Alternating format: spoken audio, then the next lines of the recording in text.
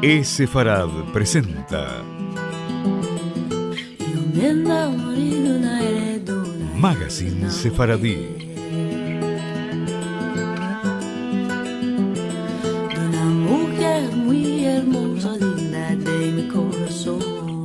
Una producción de Radio High y Radio Sefarad.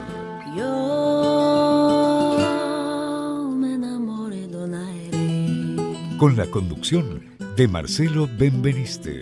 Linda de mi corazón.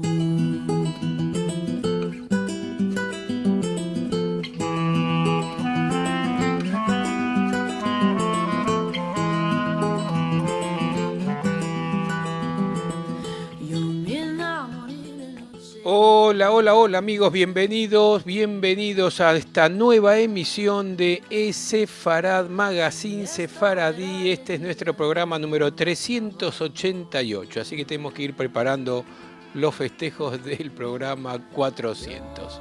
Y precisamente hace un par de semanas, desde Sefarad Magazine Sefaradí, nos hacíamos eco a un artículo en el que Moshe Shaul, uno de los próceres de la lengua judeo-española moderna, hacía referencia a las llaves de España, y lo hacía más que por lo que literalmente pueden significar, de si los judíos llevaron o no las llaves de sus casas tras la expulsión, más por el simbolismo que significa la lengua como la llave que portaron hacia el exilio, y que esa sería la lengua, la verdadera llave de España. María del Carmen Artigas, una colaboradora de Sefarad, se hace eco de este texto y lo continúa, sigue reflexionando con un nuevo artículo que ella da en titular El deseo de mantener la lengua y la identidad, testimonio Cervantes, Croce, Caro Baroja. Y es con este artículo que vamos a comenzar nuestro programa Sefarad Magazine Sefaradí de hoy. Hermosa, linda de mi corazón.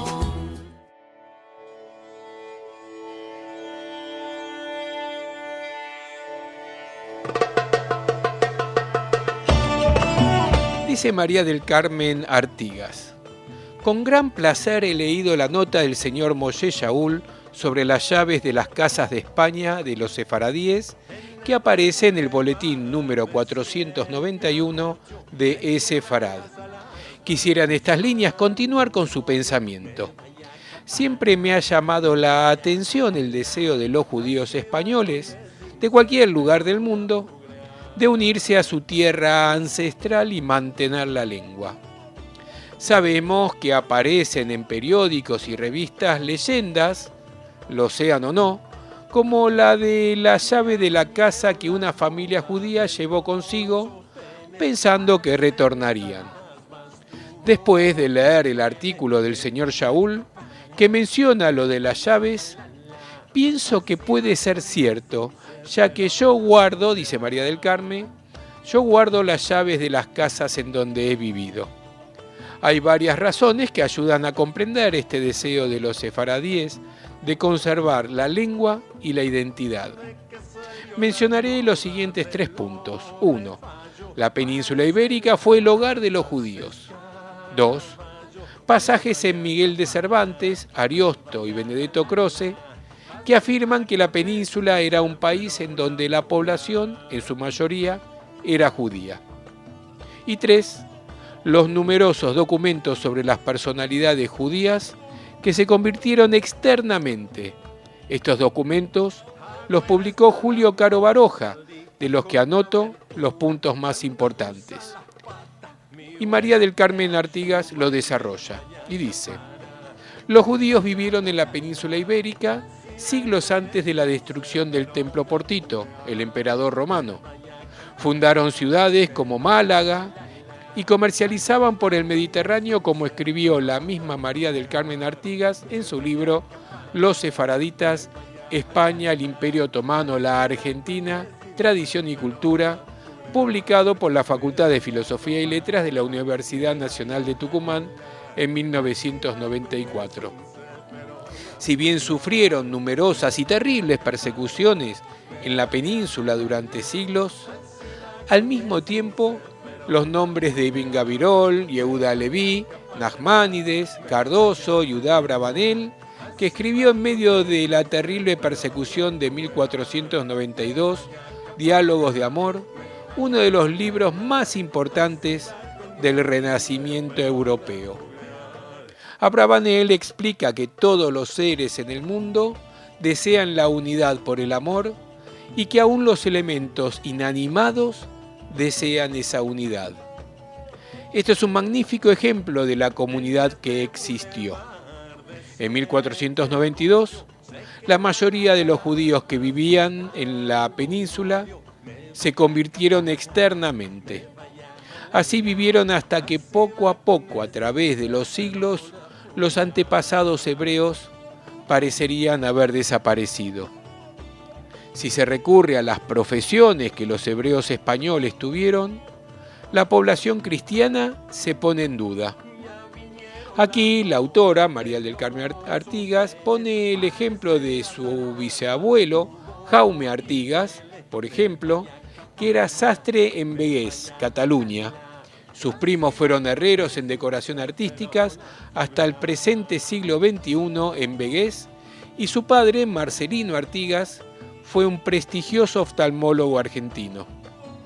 Según su abuelo, José Ledesma Pose, diputado de la provincia argentina de Tucumán, la familia provenía de los Países Bajos y eran judíos. Especialmente notable es el apellido Pose de su bisabuela materna. La autora, María del Carmen Artigas, tomó los datos de la familia Artigas del Censo de Cataluña y ha podido fotocopiar la partida de nacimientos de abuelos y bisabuelos. Los de la familia Ledesma Pose fue una conversación personal con su abuelo José Ledesma Pose. Volviendo al tema, Cervantes en Don Quijote de la Mancha, en una extraordinaria metáfora, escribe en la voz de Dorotea: «Y yo he acertado en encomendarme al señor Don Quijote, que él es por quien mi padre me dijo, pues las señales de rostro vienen con las de la buena fama, que este caballero tiene no tan solo en España, pero en toda la Mancha, pues apenas me hube desembarcado en Osuna».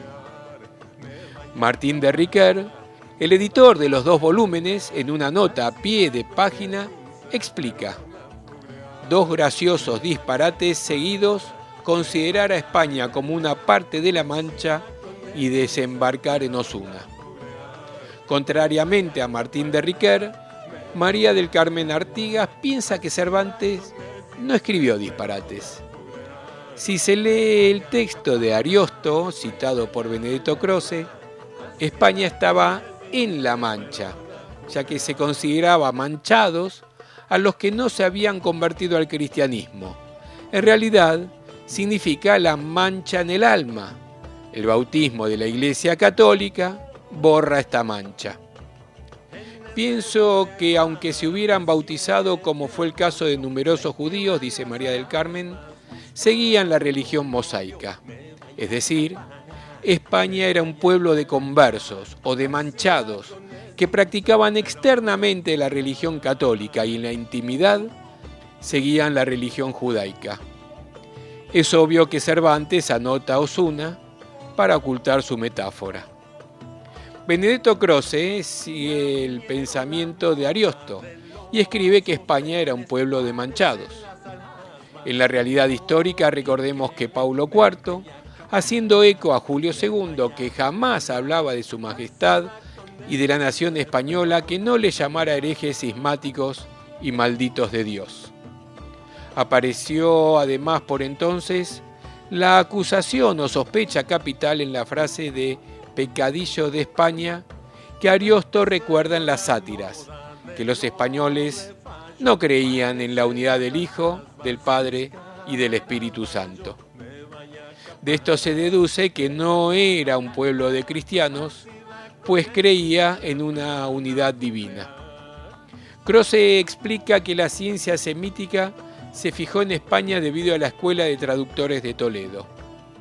Añade que la disciplina clericalis de Pedro Alfonso, judío converso, que fue la mayor contribución de la narración occidental, y piensa Croce que tuvo indudable influencia en el Decamerón. Julio Caro Baroja, en Los judíos en la España moderna y contemporánea, da los nombres y las profesiones de numerosos conversos que fueron investigados por la Inquisición. Explica también que papas como Julio II y Paulo IV consideraban a la nación entera contaminada de marranismo. Caro Baroja dedica 3 páginas a mencionar y estudiar los problemas que tuvo San Ignacio de Loyola por aceptar conversos en la orden. Los médicos judíos eran numerosísimos. Aún antes de 1492, en el libro de Consejos y Castigos, el infante don Juan Manuel le explica a su hijo que siempre es mejor tener médicos judíos. Asimismo, Caro Baroja anota en detalle las conversaciones en masa en Portugal. Las cifras de los que salieron en 1492 varían enormemente, entre 400.000 a 240.000. Algunos eruditos contemporáneos piensan que fueron 240.000 y los que se convirtieron eran otro tanto. La abundancia de clero converso no solo en la arquidiócesis toledana es algo que queda bien reflejado en el memorial en defensa del estatuto establecido por arzobispo Cilicio. Asimismo, con el famoso estatuto toledano se implicaba a familias nobles y poderosas de tener antecedentes judíos. Antes de terminar, finaliza diciendo María del Carmen Artigas, quiero recordar los nombres de prominentes personalidades.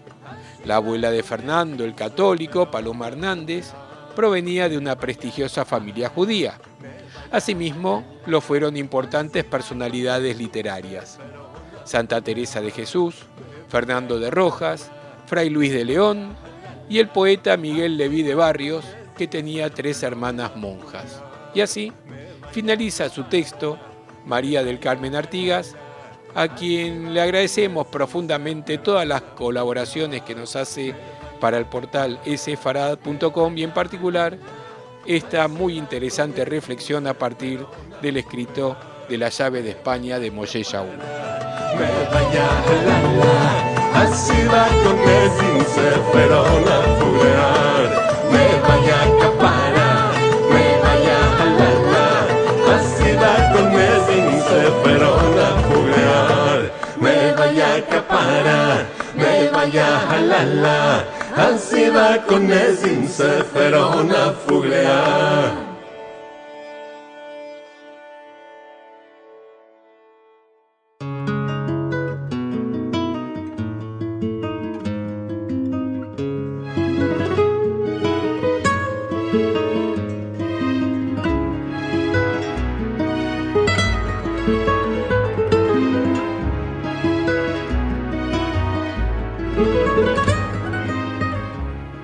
El fascinante viaje de Oriente a México de una mujer que lo dejó todo para encontrar su lugar en el mundo. Esto es lo que describe el libro Lunas de Estambul, de Sofi Bejarano. Ventura, una hermosa joven turca, tiene que viajar a México para casarse con Lázaro, porque su familia lo ha dispuesto así. Con un baúl con apenas pertenencias y la ilusión de enfrentarse a lo desconocido, se embarcará en un viaje sorprendente para comenzar una nueva vida lejos de su tierra natal. La llegada, su primer matrimonio, el segundo, sus hijos, su viudez, sus nietos, el regreso a Turquía. Ventura vivirá cada acontecimiento con una profunda intensidad e irá aderezando sus días con la riqueza de aromas, sabores, ritmos, colores y proverbios que trajo consigo desde el lejano oriente. Entre recetas turcas y sefaradíes y las costumbres heredadas de una cultura milenaria, encontrará el mejor antídoto contra la añoranza, aunque su memoria no pueda borrar el recuerdo de las lunas de Estambul. Sofi Bejarano nació en la Ciudad de México, estudió Ciencias de la Comunicación con especialidad en periodismo en la Universidad de Texas, en Austin. Ha colaborado para distintas revistas y ha ganado varios certámenes literarios. Entre sus publicaciones se encuentran el libro de poesía Vida y Pasiones y Sefarad de ayer, hoy y mañana, compendio histórico sobre la presencia sefaradí en México. Lunas de Estambul es su primera novela. Nos comunicamos con Sofi Bejarano, la autora de la novela Lunas de Estambul, y ella nos hace llegar el motivo por el que escribió esta novela, y creo que vale la pena que la leamos juntos porque encierra la vida de muchas de nuestras familias. Y dice: no existe pasado sin un presente que lo recuerde. Lunas de Estambul nace precisamente del deseo de perpetuar una época a través de una insólita travesía. Nace de querer resguardar una herencia de tradiciones, de usos y costumbres, de no caer en la tentación del olvido. A través de esta maravillosa historia particular, la de Ventura, mi abuela, dice Sofi Bejarano, he querido plasmar la de tantas y tantas mujeres que en el correr del tiempo han sufrido carencias y nostalgias, desarraigo y fragilidad, desapegos forzosos. Esto es lo que siente el migrante, esto es lo que provoca el exilio. Una vida prometedora, abrirse nuevos senderos es lo que buscaba Ventura al desprenderse de lo suyo y de los suyos. Es lo que busca el que se va. Tema tan actual pareciera este de la migración, sin embargo, es un fenómeno que no cesa a través de la historia. Gente que se arranca del alma a su tierra para adoptar una nueva y buscar pertenencia, nuevos horizontes y últimamente la felicidad. ¿Y qué hay del que se queda? Del que dice adiós en su último abrazo, gesto que como una premonición vaticina la nostalgia que con certeza les alcanzará sabiendo que esa despedida es para siempre. Dolorosa renuncia, un solo ser nos falta y todo está despoblado, decía Alphonse de Lamartine. México, como muchos otros países de las Américas, se convirtió en esa tierra prometida para quienes llegaron a echar raíces en ella y a enriquecer su mosaico cultural. Los colores verde, blanco y rojo cobraron significado para todos ellos y los brazos amplios de un país tolerante y noble se abrieron para dar cobijo a aquellos faltos de suelo. Este libro es mi manera de reconocer el periplo de quienes, como mi abuela, sigue diciendo la autora Sofi Bejarano, se abrieron camino ante la adversidad para darnos, a sus descendientes, la vida de la que hoy gozamos. Es también la mejor manera que encontré como nieta de inmigrantes y como escritora de honrar y agradecer a mi país por su generosidad. Desde mi punto de vista, la palabra es sagrada y la palabra escrita es, además, perpetuar. Es bajo la celosa custodia de las lágrimas de Lunas de Estambul que he querido resguardar esta epopeya, la de Ventura, la del viajero, la de muchos, la que debe subsistir en memoria y en narración. En esta travesía por mi propia historia me acompañó, como lo hizo fielmente a mi abuela, el baúl negro. Su procedencia es la mía, sus legados también. Dice un antiguo refrán sefaradí: el que hereda no muere. Eso es Lunas de Estambul. Y finaliza Sofi Bejarano invitándonos a contar nuestras historias familiares y agrega: no importa si creen que los jóvenes no escuchan. Algo se queda siempre y será esa la semilla para que a través de las generaciones nuestro ladino, nuestros aromas y nuestros sabores subsistan al paso del tiempo. Se asciende y va quemando esta montaña de enfrente, se asciende y va quemando.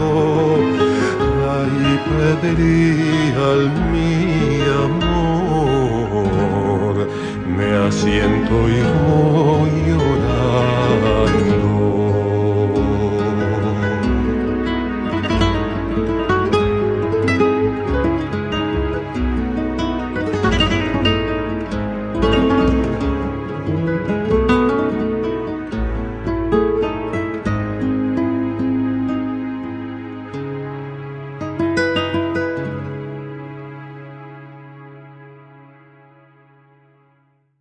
yéndome para la guerra. Nuestras vías de comunicación son múltiples. Por mail a magazine@esefarad.com, en nuestro sitio de internet www.esefarad.com, y nos encontrarán muy fácilmente en Facebook y en Twitter buscando por Esefarad.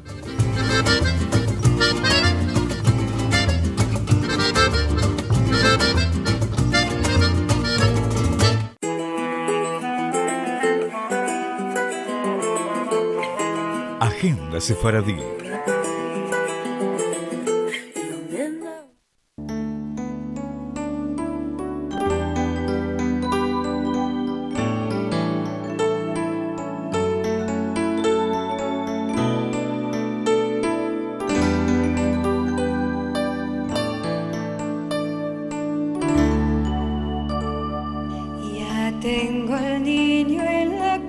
Esefarad y Amijay anuncian una nueva edición de Sabor de Ladino, el seminario de lengua sefaradí que conduce la profesora Liliana Chucrán de Benveniste, en este caso para los miércoles 7, 21 y 28 de noviembre a las 7 de la tarde. Gramática, escritura y diccionarios, literatura en ladino con sellas y cuentos populares.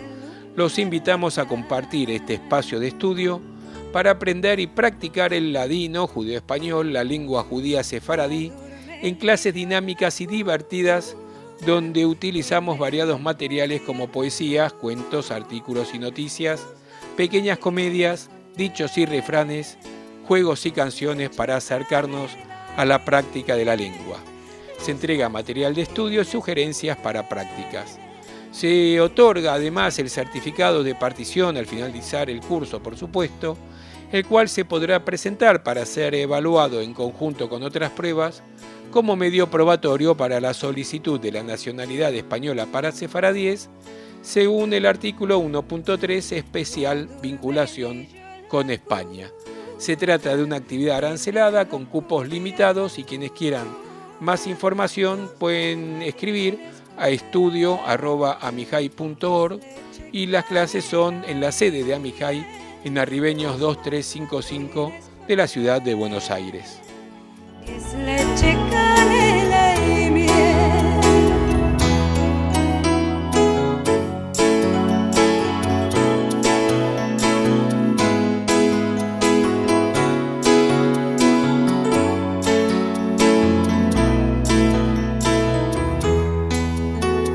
Los paslajines con miel, que es leche, canela y miel.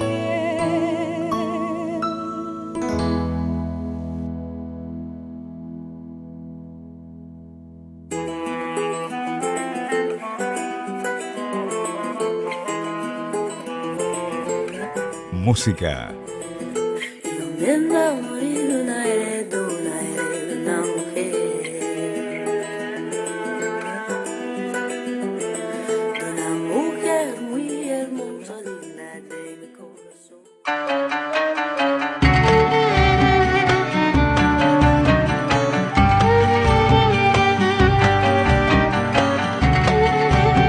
Nos vamos como siempre con muy buena música sefaradí. Esta vez lo vamos a hacer con el argentino Jorge Meaudi, que el próximo sábado 8 de septiembre se presentará con su canto sefaradí en la Biblioteca Sarmiento de la localidad de Mercedes.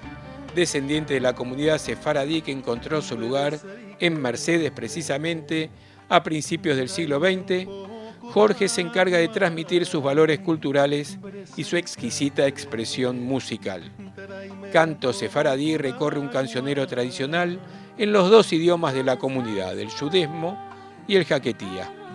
La trayectoria artística de Jorge Meaudi es de amplio conocimiento. Es autor reconocido desde la década del 70, creador de espectáculos y canciones para chicos y musicalizador de teatro y televisión, entre otros aciertos.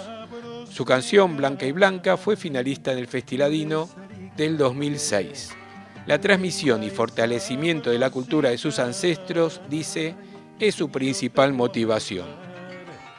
Junto a sus canciones, Jorge nos relata la historia de los sefaradíes desde el año 70 de la era común hasta nuestros días. La presentación del espectáculo en la biblioteca de la localidad de Mercedes, en la provincia de Buenos Aires, es una oportunidad inigualable para enriquecer el oído con una lengua que alguna vez se escuchó en esa ciudad. Canto sefaradí, sábado 8 de septiembre a las 6 de la tarde, con venta anticipada del bono contribución en la biblioteca Sarmiento. Y nos vamos, decía, con la voz de Jorge Meaudi, precisamente con el tema Blanca y Blanca, con letra de Beatriz Maslías y música del intérprete. Yo soy Marcelo Benveniste y los espero dentro de 7 días, como siempre, en nuestras áreas de difusión, esto es, en Radio Sefarad a lo largo de todo el viernes, con un nuevo magazine sefaradí, que también se puede escuchar los domingos a las 6 de la tarde por Radio High en radiohigh.com y en su frecuencia modulada de 96.3 MHz en Buenos Aires a las 6 de la tarde del domingo. Y como siempre en todos nuestros espacios en el portal sfarad.com, en Facebook como sfarad y en Twitter también como @sfarad. Los dejo, los saludo, añada buena para todos, Tishkule Yanim Rambot, buen año para todos. Escuchamos Blanca y Blanca por Jorge Meaudi. Semanada buena.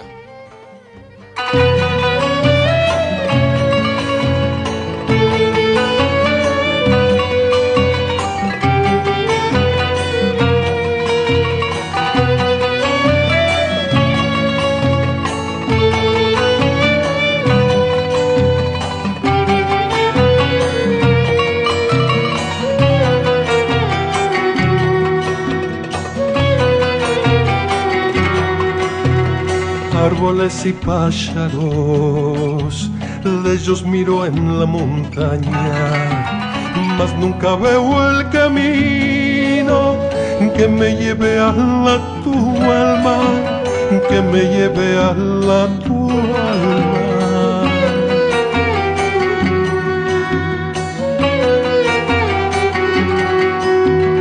Dime tú cuál los cantarás esta nochada, para que yo los envede de día y de madrugada, de día y de madrugada.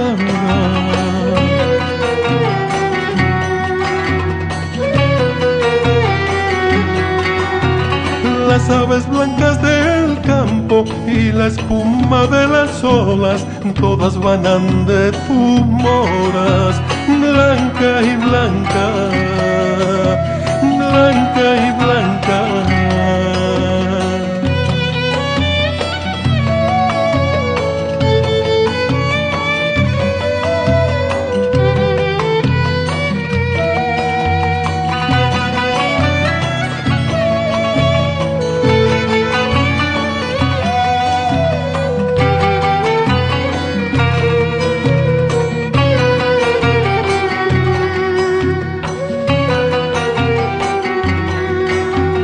Blanca es la harina del trigo, blanca la luna en el agua, y rollos son mis penseros cuando topan tu mirada, cuando topan tu mirada.